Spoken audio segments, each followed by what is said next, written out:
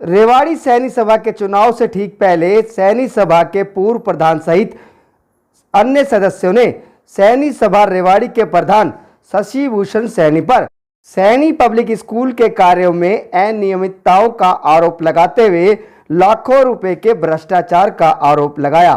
साथ ही आरोप लगाया कि सोसाइटी एक्ट की अवहेलना करके चुनाव करवाए जा रहे हैं, इसीलिए चुनावों पर रोक लगाकर नियमों के अनुसार चुनाव करवाए जाएं।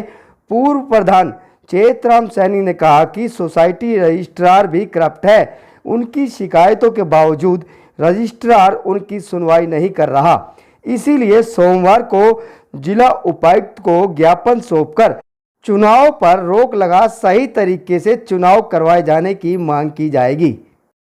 पूरा मामला ये है जो इलेक्शन करवाए जा रहे हैं ना, वो इलीगल है। ये प्रोसेस जो अपनाया जा रहा है, ये सोसाइटी एक्ट 2012 के नियम से नहीं है। प्रधान अपनी मनमर्जी का आरोप बैठा रखा है। वो प्रिंसिपल का उसको पोस्ट दे रखी है, जबकि वो सिंपल एमए है। कम से कम एमए बीएड होना चाहिए जो प्रिंसिपल की जो पोस्ट पे जाता है। उसकी कोई पोस्ट नहीं है प्रिंसिपल की पोस्ट हमारी ख़त्म हो चुकी है, क्योंकि जो परमानेंट स्टाफ था उसके जाने के बाद ये टेम्परेरी वैसे लगा रखा है कि एक लेक्चरर उसको प्रिंसिपल बना दिया। जो चुनाव अधिकारी होता है वो सेकंड क्लास कम से कम अफसर होना चाहिए और फ्रामेंस सोसाइटी से उसका रिकमेंड होना चाहिए। ये अपनी मनमर्जी से 6020 वोटों पे एक व्यक्ति अपना पद का दुरुपयोग करते हुए चुनाव करवा रहा है। आज 100 वोटों पे भी अगर चुनाव होते हैं तो उसमें भी फर्म सोसाइटी का दखल होता है। अब हम देखते हैं पिछले दिनों एलिंग सिटी का मामला चल रहा है, वो भी फर्म सोसाइटी में पेंडिंग है। और ये जो फर्म सोसाइटी का अधिकारी IAS यादव महाभ्रष्ट बेईमान चोर आदमी है। ये पिछले 1 से लेकर हमें टरका रहा है, हमारी सुनवाई नहीं कर रहा। ये मिली भगत है, इसको पता है कि जब तक मैं इसकी सुनवाई करूंगा इतने इनके चुनाव हो जाएंगे, हमें कोर्ट के चक्कर काटने पड़ेंगे। ये इनसे मिला हुआ है, ये पूर्व मंत्री है, उनके दबाव में है।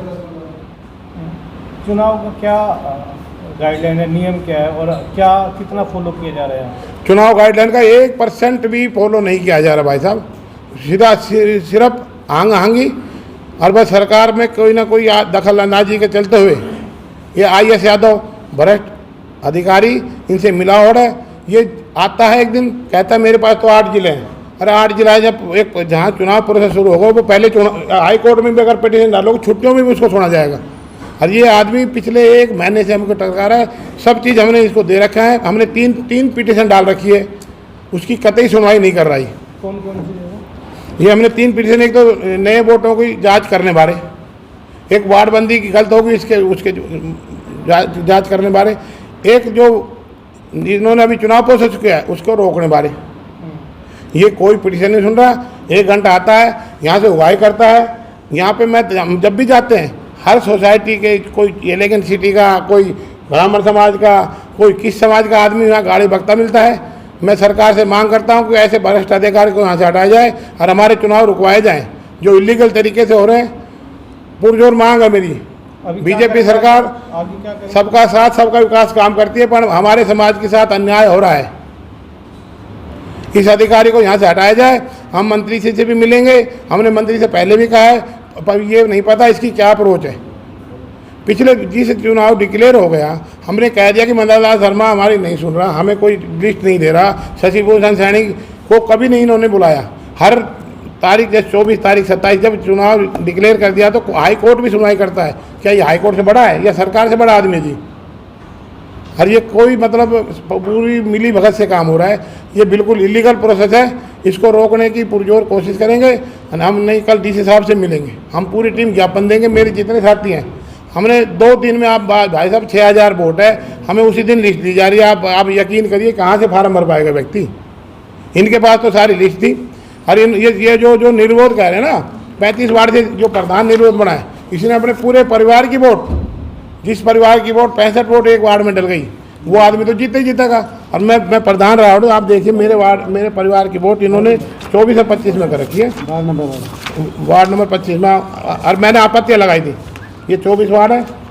ये मेरा भाई नरसिंह चेतराम, मेरे फादर उदयराम, ये मेरी मदर राम प्यारी, अरे मेरे भाई की मिसेज पिंकी देवी और और इधर देखिए,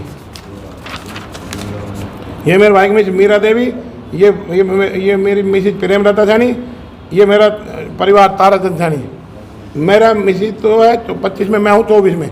और प्रधान मैं भी 13 साल प्रधान रहा हूँ।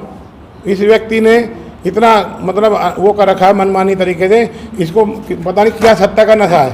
अब वो अब अखबार में देता, मैं निरोध बन गया। मैं किस आदमी को ले जाके इसके सामने खड़ा करूँ? मैं किसको बलि का बकरा बनाऊँ?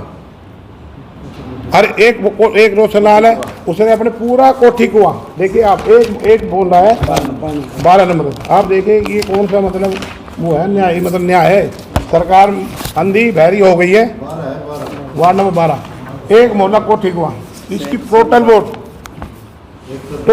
वोट एक कोठी को मोहल्ला पूरा टोटल कोठी कुआ मोहल्ले कहाँ गया 12। पिताजी ने और फादर ने, मैंने पिताजी ने बेटे ने दोनों ने फार्म भर दिए, रोशनलाल और महेश सैनी। जब वोट उनके पूरे परिवार की, पूरी फैमिली की, उनका तो एक वार्ड में पूरी वार्ड आ गया, मोहल्ला आ गया। और मेरा परिवार, मैं 13 साल प्रधान रहा और सब कुछ मैंने करा। मैंने अपने ये इनके बताओ निर्विरोध बनेगा क्या? निर्विरोध बनेगा शशि भूषण सैनी, निर्विरोध तो बनेगा। भाई 130 वोट है, 70 वोट 75 वोट अपनी कर ली, तो दूसरे बंदे को मैं क्यों ले जा खड़ा करूँगा?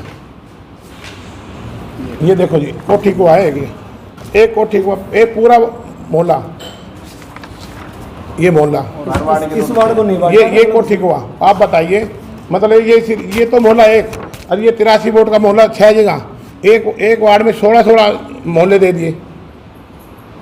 और ये रजिस्ट्रार कहते ही नहीं सुन रहा। भाई साहब, मैं तो ये करता हूँ कि आपके माध्यम से अपील करता हूँ कि भाई आप ज़्यादा से ज़्यादा हमारा सहयोग करें, जिससे कि 6000 वोट कम नहीं होती एक समाज की, जिसको अनदेखी करके, अवहेलना करके पहले तो ये आरोप हटाया जाए, इस प्रोसेस को तुरंत प्रभाव से रोका जाए। और कम से कम 100 वोट ऐसी है जो मृत्यु है।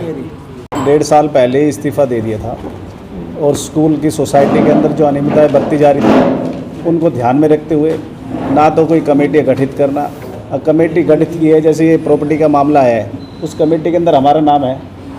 आज तक उस एग्रीमेंट पे ना तो हमसे कोई साइन कराए, ना कोई पूछा।